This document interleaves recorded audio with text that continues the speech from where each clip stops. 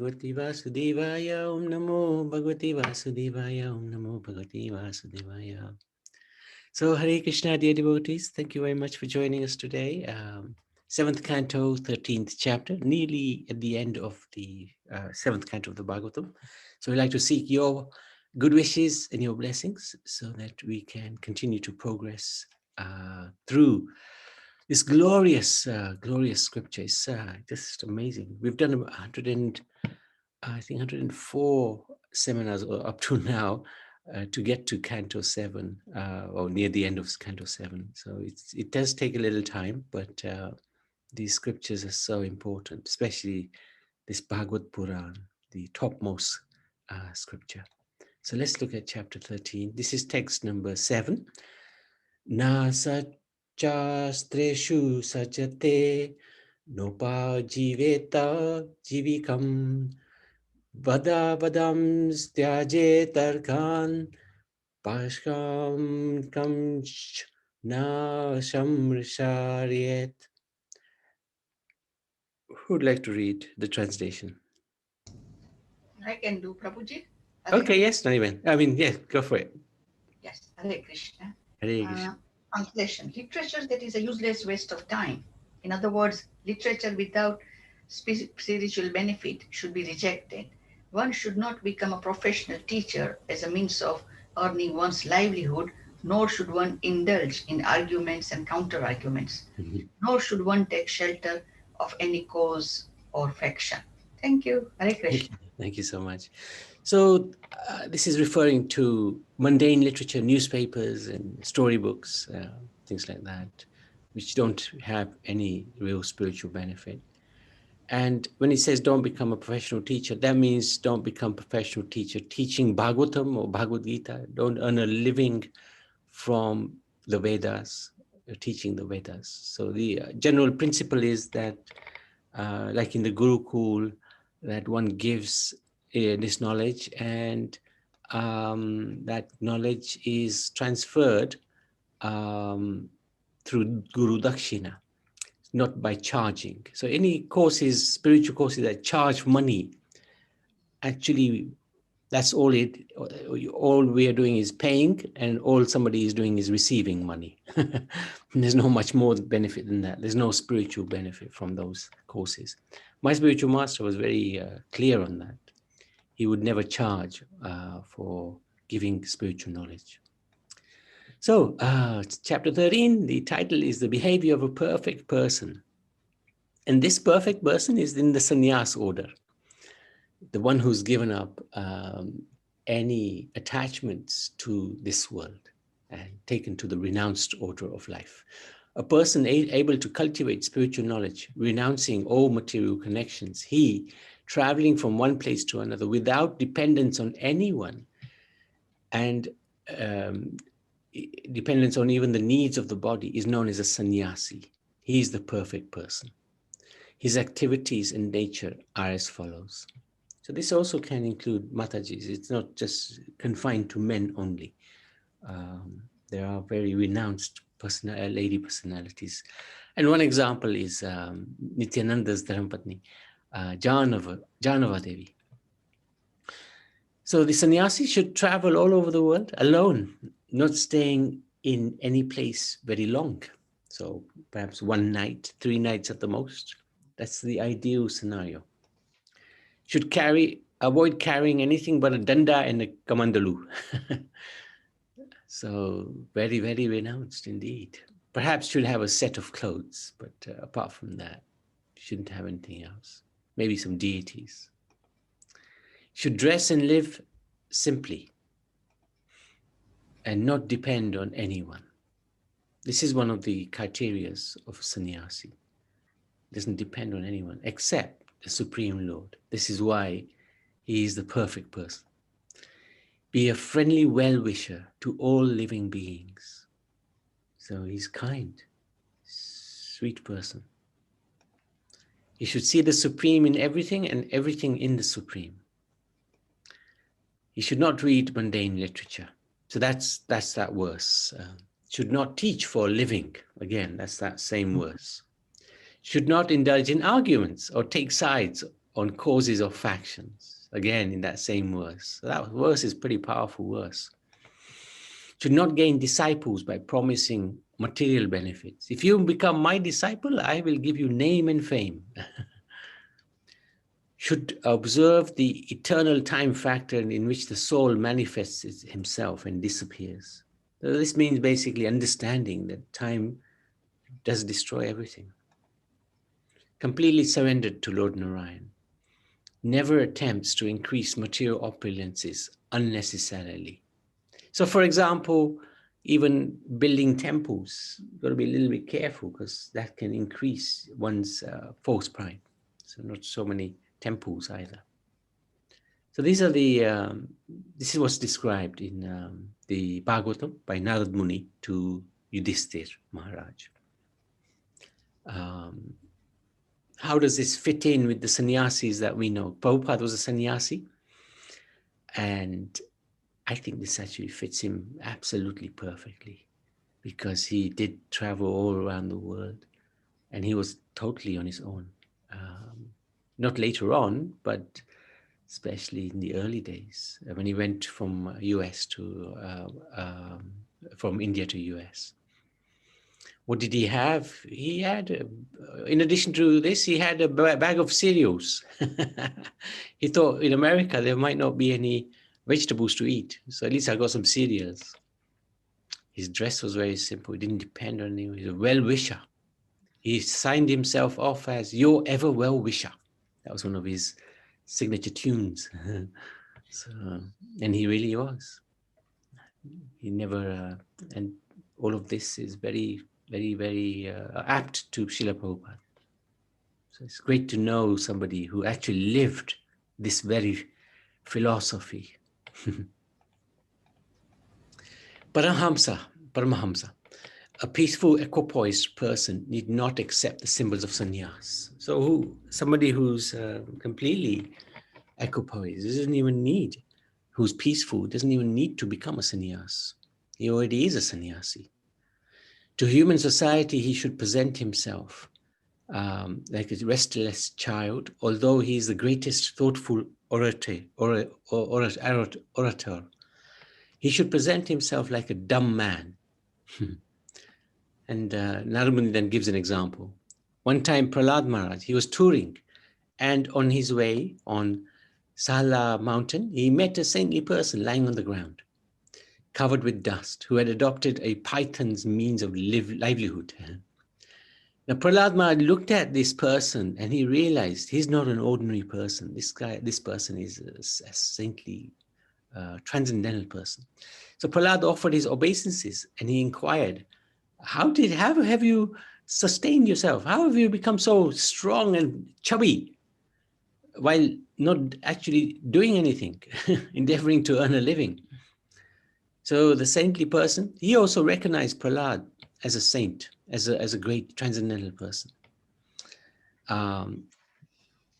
who was carrying the Lord in his heart. So he answered him, my dear king, although you know everything, you have posed some questions, which I shall try to answer. Normally, he stayed silent, but he saw Prahlad, a great devotee, so he answered the question according to what he had learned from the authorities. I can't remain silent in this regard, for a personality like you is fit to be spoken to by one who desires self-purification. So he answered, carries on with the answer. Because of insatiable material desires, I was being carried away by the waves of material nature's laws. And thus I was engaged in different activities, struggling for existence in various forms of life. So we will also go through this again and again. We'll have so many desires and we'll get carried away by those desires, trying to fulfill those desires in these waves of material nature. And we'll struggle. We'll do so many different things and we'll struggle. So this personality has summed up our life, actually. Material life is called pavarga because here we are subject to 5 different states of suffering presented by the letters fa, pa, fa, ba, bha, and ma. Pa means parishram, very hard labor, right? We have to do hard labor to get even a little bit of income. Fa means, and what happened there? Foaming for the mouth, working so like the horse, working so hard, and it's foaming at the mouth. Ba means by our tata, by our tata. Disappointment. In spite of working so hard, we never succeed. Or if we succeed, we lose it soon. We have to spend the money, and it'll be gone. Bhaya, fear, always worried. Will I wake up tomorrow? Or will I lose what I've got? And we're lamenting for what we don't have or what we've lost. Ma, mritu, or death. So these are 5 states of suffering that we are going through. He continued, I have seen that men and women unite for sexual pleasure, but none of them are happy. Therefore, I have given up such pursuits. When the living entity identifies with the body, he suffers the miseries of material nature. So that is our problem. We identifying with this body, and we're thinking, if we make this body happy, we will become happy. But because we are different from the body and we're eternal and the body is temporary, we'll never get happiness by satisfying the senses of this body. Real happiness is spiritual happiness found within oneself. Material happiness is always mixed with suffering, and one also is subject to birth, death, old age, and disease. So what is the use of attaining objects of enjoyment with great difficulty? The original cause of lamentation, fear, great labor, etc., is the desire for prestige and money. So this is a really amazing point. What is the use of attaining objects of enjoyment with great difficulty? So sometimes we endeavor so hard to get something, a brand new car, we have to work hard. And there's nothing wrong with a brand new car, but it's just our effort that goes in it, and we're thinking we're going to get so much happiness. But it's just a car. What happiness will a car give us? Yes, we'll drive a little bit, and for a few days we'll feel great car, but after a while we'll see another car go by, which is newer than ours, better than ours, and we'll be thinking, wish I had that car. Now, he had 2 gurus, the bee and the python. By studying the bee and the python, we can understand how to be satisfied and renounced. From the python, we learn to be satisfied by collecting only a little and how to stay in one place. So he was almost behaving like a python. He was just staying in one place and things were just coming to him, which was naturally due to him, due to the laws of karma. So that might be a little extreme, that we don't endeavor to do anything. But the point is that if we over endeavor, then we're wasting our time, very, very valuable time, which could be spent in trying to do bhakti, understand who we are, why we're in this world. From the bee, we learn not to be attached to material desires and also to money, because anyone can take it away from us. So the bee, he'll just go from one flower to another flower and not be attached. He'll gather honey from all over the place, but he won't be attached to it. He'll give it away, in fact. I do not endeavor to get anything, but I'm satisfied with whatever is achieved in its own way. Sometimes I sleep on the ground, sometimes in the palace, yet I remain fully satisfied and unagitated. So he's indicating that sometimes he has good times, sometimes he has some bad times, but it doesn't matter because it's only the body that's going through the suffering. The soul is unaffected. It's always fully satisfied in the Supreme and therefore unagitated. What are the duties of the Paramahamsa? Paramahamsa is somebody who's even beyond the sannyasi. So he's saying, I do not praise or blaspheme anyone. So he doesn't criticize, nor does he praise, but just hope that they will become one with Krishna in devotional service. When he means one with Krishna, means devotee of Krishna, of course. good and bad in this world have no meaning. Because if one is good, he may be elevated to the higher planets. And if one is bad, he may be degraded to the lower planets. But this is not the goal of life. So good and bad doesn't make any difference because you're still in this material world. And that's not the goal of life. Therefore, I don't think that's supposed to be a stinky person. Therefore, I think discriminating person does not discriminate between what is supposed to be a saintly person. Sorry.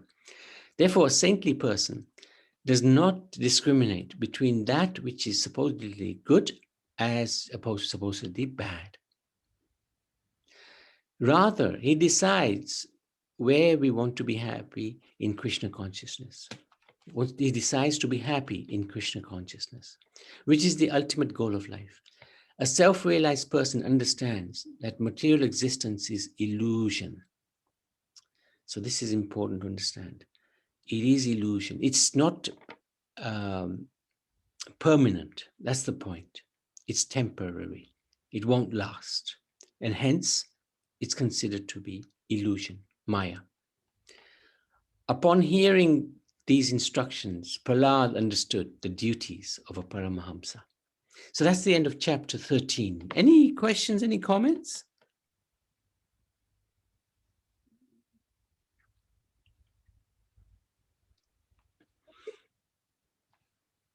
So we can move into chapter 14.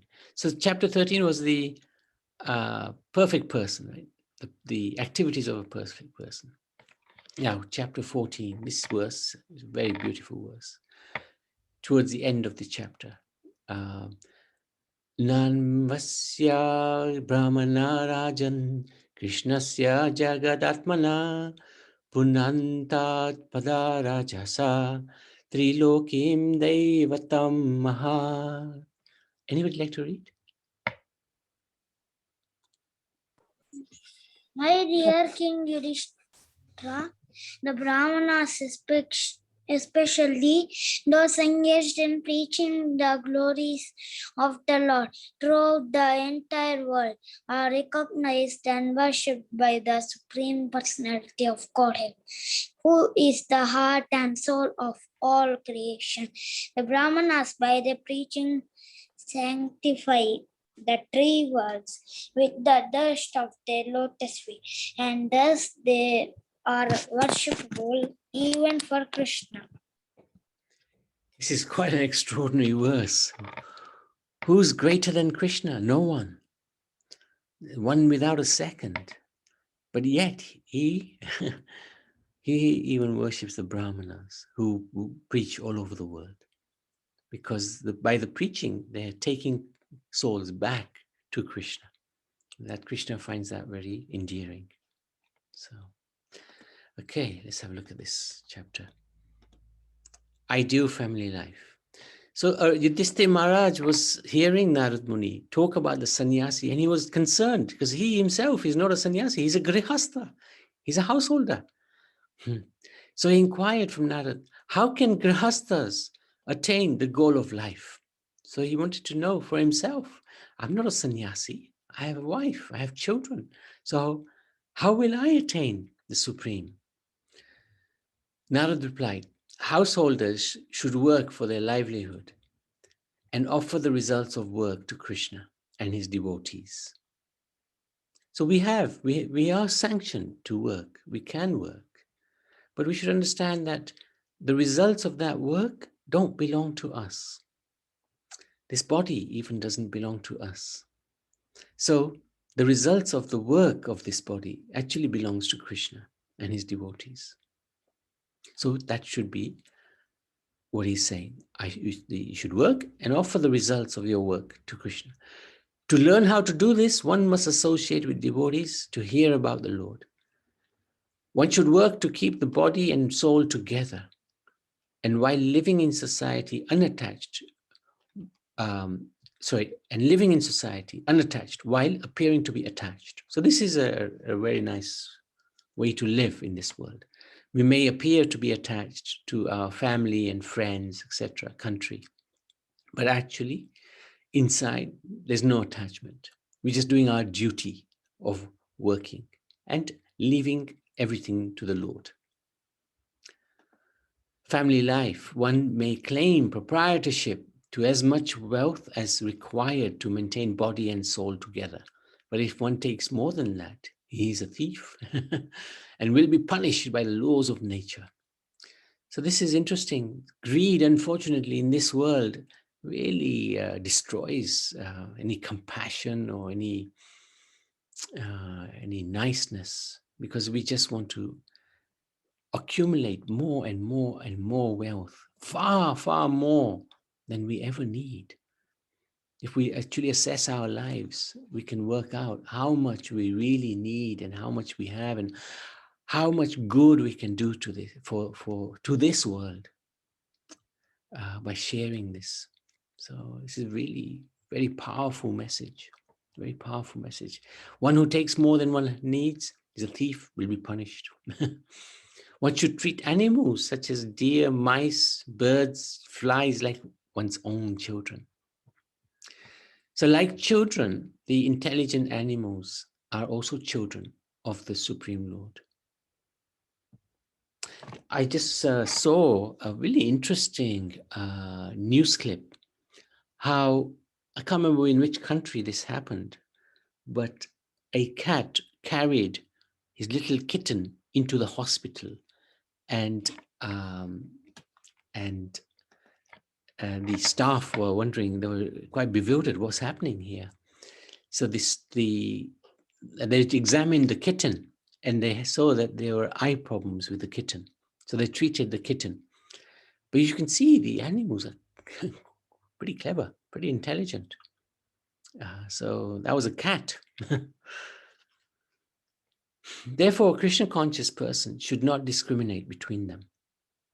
Human society should not consider itself the only enjoyable properties of God, as animals also have a claim. So humans shouldn't think that they are the only ones who have the right to enjoy God's property. No, it belongs to everyone, including the animals. They're just like his children. One may consider one's wife to be his own. So this is again part of this family life. These verses, really powerful verses. May consider one's wife to be his own, her body to be his own. That's, he sometimes kills himself for her. I love you so much, can't live without you. Or kills others, including even his own parents or his teacher or guru. One who gives up his attachment to such a wife conquers the Supreme Lord, who is never conquered by anyone. So some of these teachings are pretty hard-hitting, but they need to be hard-hitting, because otherwise, how are we going to wake up? Sometimes when somebody is fast asleep, you have to really try to wake them up, make some loud noises to get them up. So this Bhagavatam is like that loud noise trying to wake us up. Get up, stop being so foolish and so attached to everything in this world, which is so temporary, so that you can conquer the Supreme Lord, who is never conquered by anyone.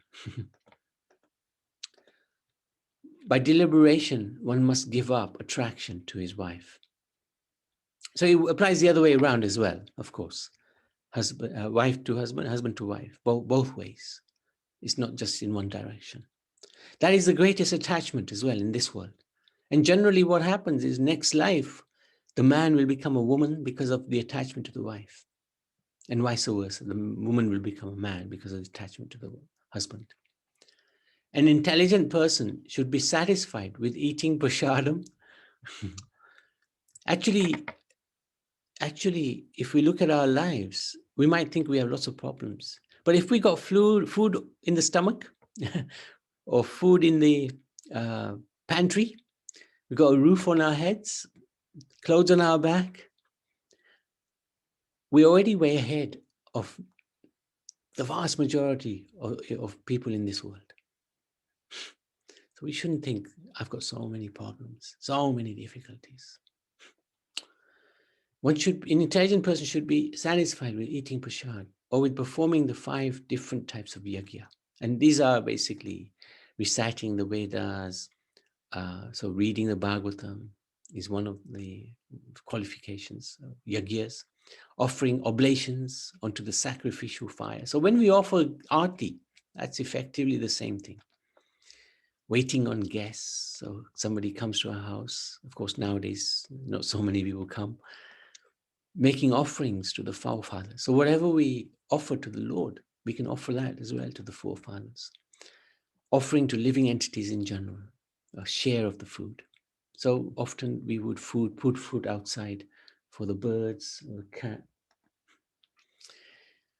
Every day one should offer the Lord in everyone's heart. Sri Krishna is the enjoyer of sacrificial offerings. Yet, although his lordship eats the oblations offered in the fire, he is still more satisfied when nice food made of grains and ghee is offered to him through the mouths of the qualified Brahmins. So this is really very instructive. It's always good. It's always good to feed the devotees, the qualified Brahmins. Therefore, Narada advises Yudhishthira to first offer prasad unto the Brahmins and the demigods, and after sumptuously feed them. After feeding them, he may distribute prasad to other living entities according to his ability. In this way, you will be able to worship all living entities, or in other words, the supreme living entity within every living entity. So then he talks about, Narad Muni talks about auspicious times to perform religious acts. So he talks about time, place, and person, 3 things. So some auspicious times to offer oblations to the forefathers are explained by Narad. One should perform the Shraddh ceremony on Makar Sankranti, which recently took place, the day when the sun begins to move north, or on Kartak Sankranti, when the sun begins to move to the south, Mesha Sankranti, Tula Sankranti, Akshar Tirtha. We often celebrate that, which is the 9th lunar day of the bright fortnight of Kartik. Very auspicious day, that day. You don't even have to look at the calendar to see if it's auspicious. It's just auspicious for anything. And on days conjoining with one's birth star, Janma Nakshatra. At such times, one may perform auspicious activities. Of course, when you come to bhakti, we should offer that at all times. During these periods of seasonal change, if one bathes in the Ganga or the Yamuna or other sacred place, if one offers fire sacrifice or executes wells, one gets permanent benefit. Vows, that should be vows, not wells, vows. Whenever we perform religious acts, we must do it according to time, place, and person. Narad Muni has described time. So this is a good time to do auspicious activities. These are religious activities.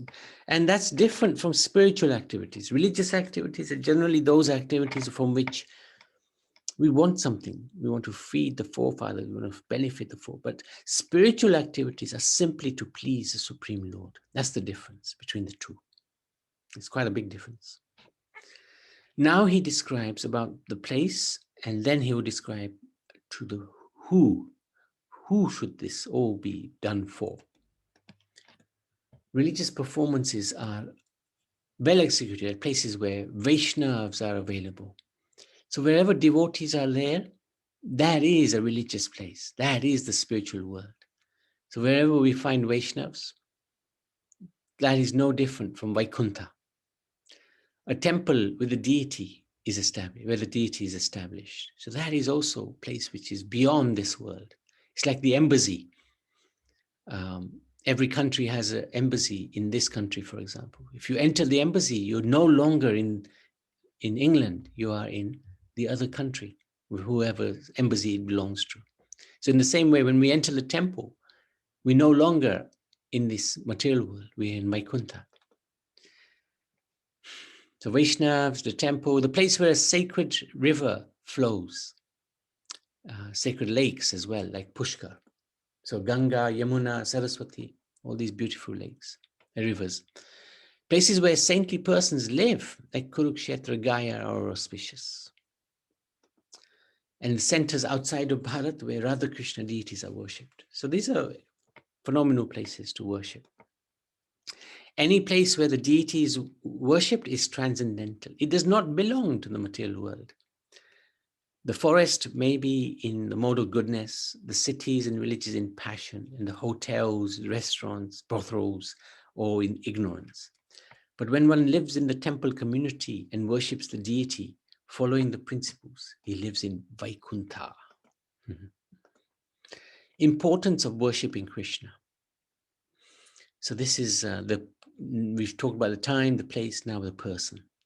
Expert, learned scholars have decided that the best person to whom everything must be given is the Supreme Lord Krishna. Narad states that Krishna only was worshipped at Yudhishthir's Rajasuya sacrificial ceremony, even though many demigods, sages, saints were all present. Since Lord Krishna is the root of the tree of this universe, by worshipping Krishna, one can worship all living entities. So this is really powerful. This is the part of the Bhagavatam where Krishna is described as the only worshipable deity. And I just reproduced this, actually, really phenomenal verse. This is a really important aspect to understand. So let's just go through this. In all innumerable bodily forms, the Lord resides with the living beings as Paramatma. So there's a soul, super soul with us. Krishna is there. He is the chief in the body and gives intelligence to the individual soul. We should worship the Paramatma, the deity, especially the Brahmins who are preaching all over the world. Such Brahmins are worshipable even by Krishna.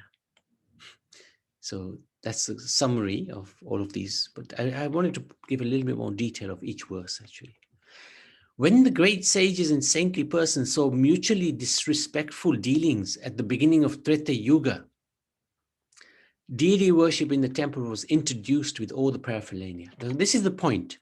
In Satya Yuga, the method of self-realization was meditation. In Treta Yuga, it was big yagyas. But at the end of Treta Yuga, the Lord or the saints, they saw that people were rude to each other. So they introduced deity worship to get the respect back between the people. What is the point of this? Going to temples, you respect not just the deity, you respect everybody in that temple. So you bring back this culture of respect. Sometimes a neophyte devotee, however, offers all the paraphernalia for worshipping the Lord, and he factually worships the Lord as the deity, but still he is envious of the devotees of Vishnu. So if that's the case, Vishnu does not become happy with that devotee. So he's worshipping the deity, but he's envious of everybody else. That's not a good mentality. But then, of all persons, a qualified Brahman must be accepted as the best within this material world, because such a Brahman, by practicing austerity and learning the Vedic scriptures, and he's self-satisfied, he becomes a counterpart body of the Supreme Lord. What does that mean? The Brahmanas, especially those engaged in preaching the glories of the Lord throughout the entire world, are recognized and worshipped by the Supreme Lord himself, Krishna himself. So those who are spreading this God consciousness, Krishna really appreciates them. And the Brahmanas, by their preaching, sanctify the three worlds with the dust of their lotus feet. Therefore, they are even worshipable for Krishna. So this is really powerful, powerful chapter, powerful message. And that's the end of chapter 14. Any questions, any comments? Hare Krishna, Prabhuji. Hare Krishna. Yeah. When they say wherever the Vaishnavas are, they are a holy place, do we recognize Vaishnava by the tilak? Because there's an external mark, isn't it? It is. Otherwise, we wouldn't know who is a Vaishnava or who is a Brahman or. Yeah. It's the behavior, it's the attitude of that person which make him a Vaishnava. So it may not have tilak, may not have kurta pajama, dhoti. No. Yeah. That's only, as you said, it's an external feature. The internal is what really counts. Of course, if you have the external, it can drive the mood. It can help one cultivate the qualities of a Vaishnava if one looks like a Vaishnava. But if one just has the external and not the internal bhav of a Vaishnava, the feelings of a Vaishnava, then one still has some work to do. So internal is more important. I think we can know by the association of others, isn't it? Yeah. Yeah, it's another way. Generally, when we associate with others, One second, there's a phone call for me. Prabhuji, I'll come okay, back. no problem, no problem. When how do you know, a lot of people keep a maun vrat, they're silent, and there's a good reason they're silent, because if they open their mouth, we'll hear all sorts of non-Vedic stuff coming out of their mouth. So maun vrat in itself is no good, but when somebody speaks, we can understand what is their attitude, mentality towards God and towards other living entities. That's how we can find out how qualified a Vaishnava is, how they're talking, how they're preaching. Any other questions? Any other comments?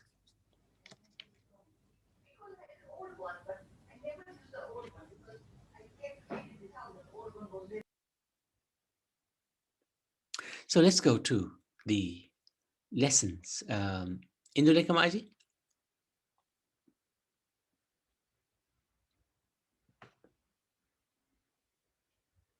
Oh, she's not there. I thought she was here. Anyway, let's go to the instructions. Oh, what happened to the instructions? 1 second. Just 1 second. Yeah. Madhusun Babu? Hi, Haribol. Hare Krishna. Hare Krishna. Hi, Srimad Bhagavatam ki jai, Sri Prabhupada ki jai, Guru Maharaj ki jai. Yeah, in this regard, you know, when Mataji asked a question about a Vaishnav, you know, is where, you know, external features may be an indication, at least some, but internal is more important. We had a visit from Gaur Govinda Maharaj once, you know, a long time, and I recorded his lecture when he came to Coventry, and he came to you know, give a class. You know, these amazing, you know, when he openly kind of declared that obviously Kali Yuga, you know, the Kali resides in places where there's gambling going on, or where there's brothel, meat eating, violence, and unclean places, and obviously where there is gold and there's pride. And so, you know, he said when Lord Chaitanya came and he declared that there should be no meat eating, no fish, no meat gambling and all those. So those principles are Vedic principles, but that actually declared war on Kali. So Kali is not going to sit there, you know, he takes the garb of a Vaishnava as well, infiltrates the movement. So, you know, you don't know. So we have to be careful, you know, in this, in that sense. So yeah, it was a very powerful lecture, actually. I had it on a tape somewhere. So, but unless you associate and start to know, then you understand who a Vaishnava is. You know, Vaishnavas are, sometimes they've been targeted in Vrindavan and all that, but they're, you know, they're amazing though, what they do though. But anyway, these instructions, and these 3-4 chapters have always been clarifying what varnashram system is really, and the qualities of each of the varnas and the ashrams, you know, that. And this is more about sannyas and the grihasthas really. So, but chapter 13. So in the purport, Srila Prabhupada instructs us to learn from Prahlad Maharaj, who's an exalted devotee, and he always defied the false instructions of his father, the other so-called teachers who were appointed to teach him.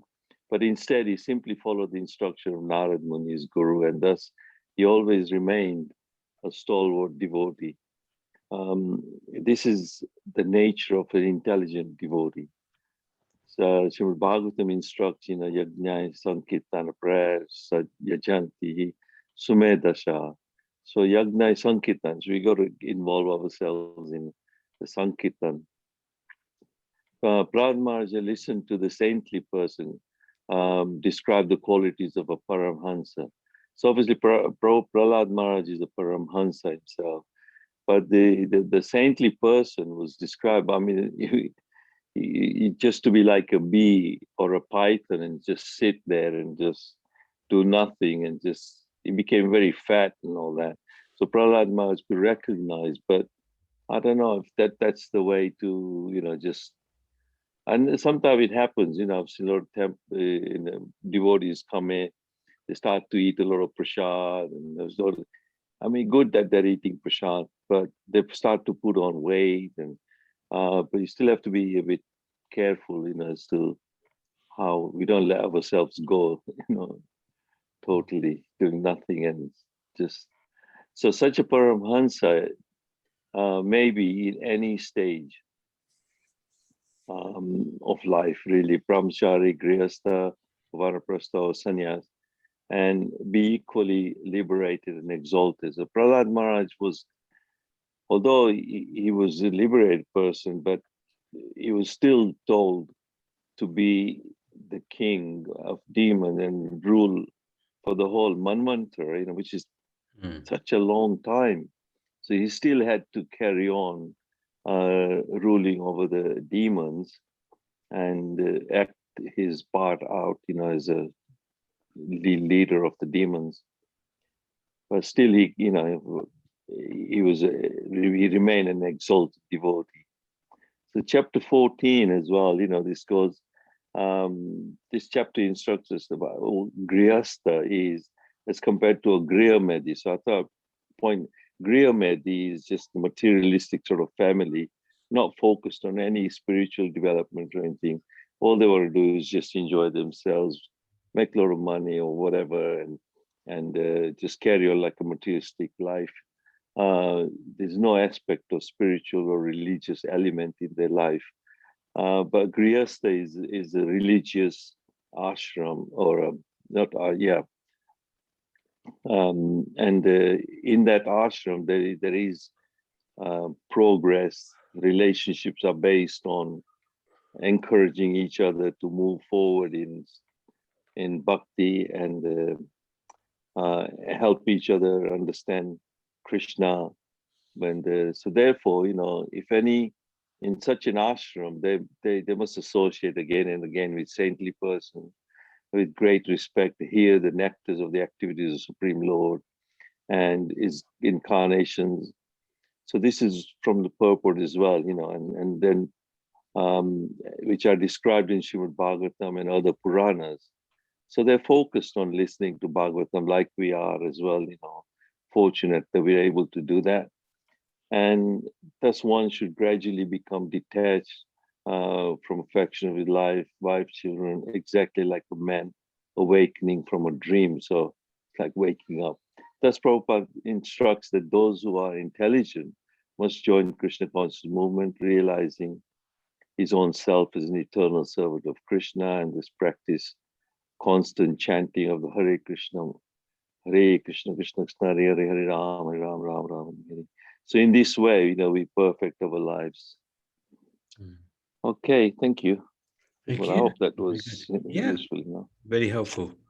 So who'd Thank like you. to read the lessons? Anybody like to read the lessons? I don't mind. Can I? I think maybe Kamakshi should read, if you don't mind, Riyansh. Thank you. You make sure no noise. Okay, Haribo. Okay, lessons for Canto 7, Chapter 13. Srila Prabhupada, the SP of Godhead exists within the heart of every living being and is prepared to give bhakti yoga to everyone, but one must be capable of receiving it. Chapter 2. Since our consciousness can be changed by spiritual education, we simply have to carry out the order of Supreme Lord to become free from the influence of the mode of material nature. Chapter 3. After long austerities and penances, one may obtain mystic powers which eventually are vanquished, but the powers obtained by the mercy of the Lord are never vanquished. Chapter 4. By their pious activities, some souls are promoted to the higher planetary system, thinking only of the enjoyment. But it is stated that there is no peace and prosperity in the three worlds without disturbance. Chapter 5. It doesn't always happen that good parents get perfect children or vice versa. Good and great personalities can appear even in the demoniac family. Similarly, demoniac personalities can take birth in the pious families. As the saying goes, education starts at home. Anyone can start learning from a very tender age where the brain is the sponge and empty room ready to absorb and retain any acquired knowledge. Chapter 7. If we perform bhakti yoga in relationship with Lord Krishna, we can immediately acquire knowledge of detachment from the world and be situated on the platform of pure religion. Chapter 8. What as before, the Godhead, the Supreme Personality of Godhead is so kind and merciful that he can appear in any form, anywhere, at any time, in any circumstance, just to protect and to keep the words of his pure devotees. Is that it? No, keep going. Oh, okay. Chapter 9.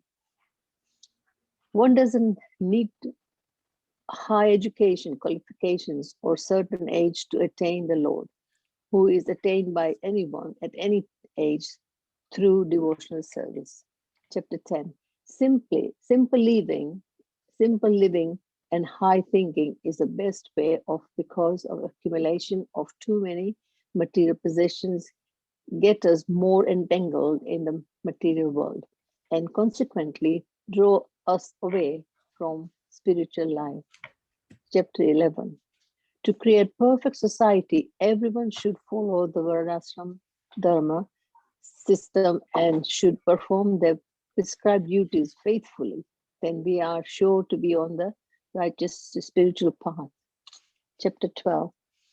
If people follow the 4 spiritual classes since their young ages, they may realize that all-pervading presence of the Supreme Lord, it may be possible for them to understand the absolute truth.